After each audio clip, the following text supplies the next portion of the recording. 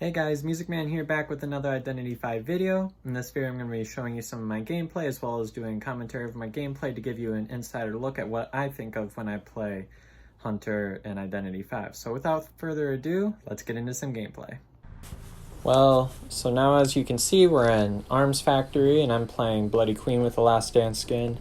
Arms Factory is probably, as far as the maps that are added into Rank, Arms Factory has got to be my least favorite map to play as Hunter.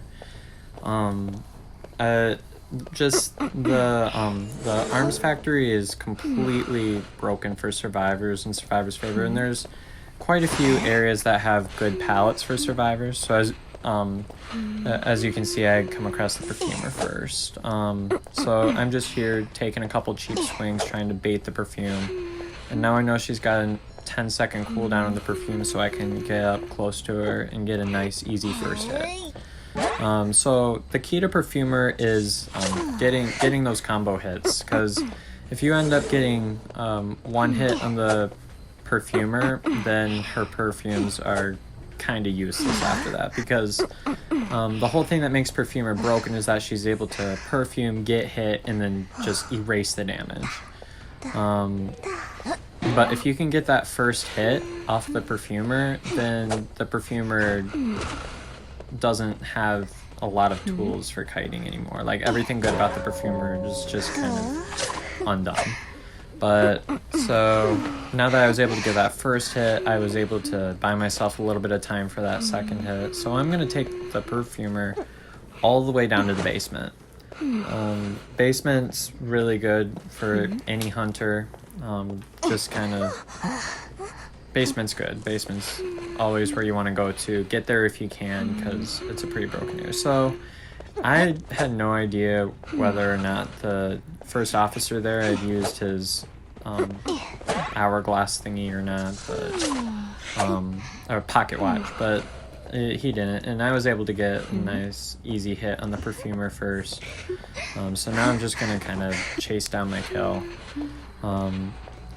So the thing with Bloody Queen is a lot of what she does is she has strong chase, but she also has to keep her momentum up. So whenever you get a kill, make sure you don't leave that unless it's just kind of inevitable that it's going to happen. So right there I'm using my mirror to disrupt, but I'm also keeping an eye out on both of the rescuers that are trying to rescue. So nice easy hit on the Perfumer, and I get up here, I'm like, I'll get a hit on the rescuer too. And as you can see up here, I think about going after the first officer, but then I know that if I do that, then I'm at risk of losing the Perfumer, who's dead on chair. And you don't want to leave a survivor that's dead on chair a chance to get fully healed up, because that would drag out the game way longer than you want it to. It's a lot shorter just to take the time to chase down a survivor than it is to try to find a whole new chase. So Barmaid's over there giving the Gravekeeper a drink so that he can heal up without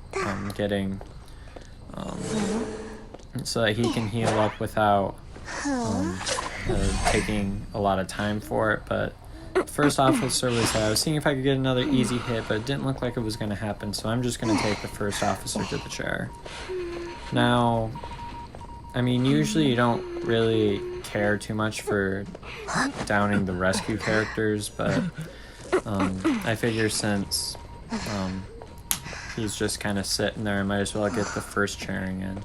So since the Barmaid looks like she was going to come either way, I was going to rush the save. So rush the save, and she doesn't have Tide. So I'm over here.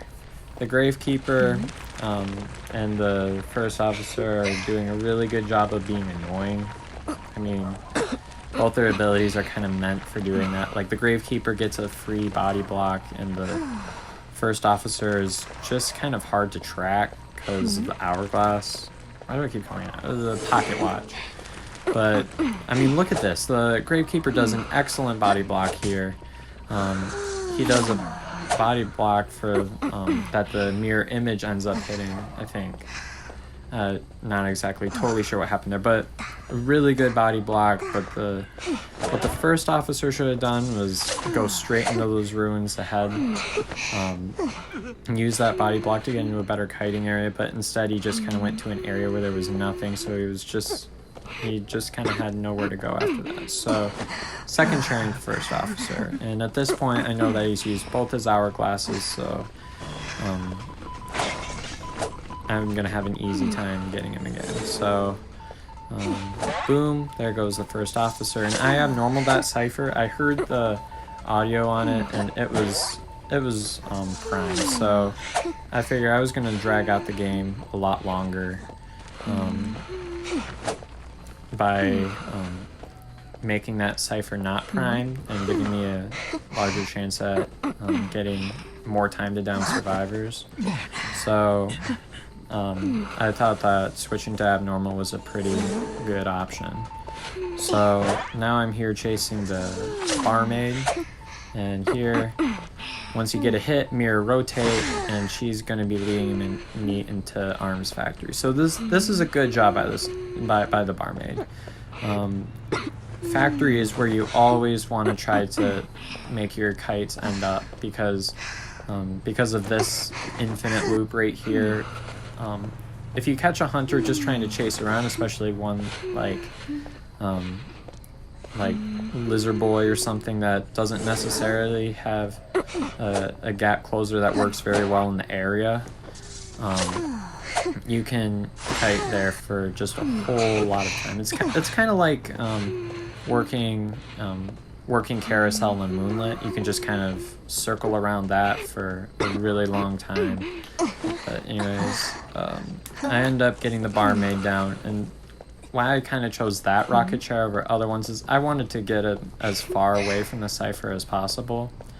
Now, I think the Gravekeeper should have been doing is I think he should have tried to prime that cipher again for the barmaid, and I think he had enough time, he would certainly have gotten close, but instead he just kind of wandered around looking for items, I guess. But now it's going to be an easy down. He had crows, which allowed me to track him, and he's the only one left. Barmaid's on chair, so that buys me a whole lot of time. So what I like to do as a hunter, I just like the satisfaction of downing the survivor, and then I take the last one to the dungeon. The only time I don't take the last survivor to the dungeon is if they were like really bullying me in the match, and I was just like, no, you're not escaping. Or if I'm just in a mood, and I'm like, I want the 4-man, but so I take this Gravekeeper to the dungeon. This team wasn't particularly bullying me, but so yeah, so I hope you learned something from this match by watching me play, and for the rest of the game I'm just going to be here taking the Gravekeeper to dungeon. But yeah, that's the gameplay. I really hope you enjoyed it.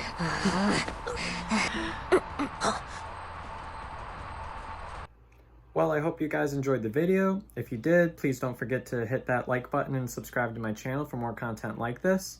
And let me know in the comment section below any comments, thoughts, or suggestions for future videos. And thanks for watching.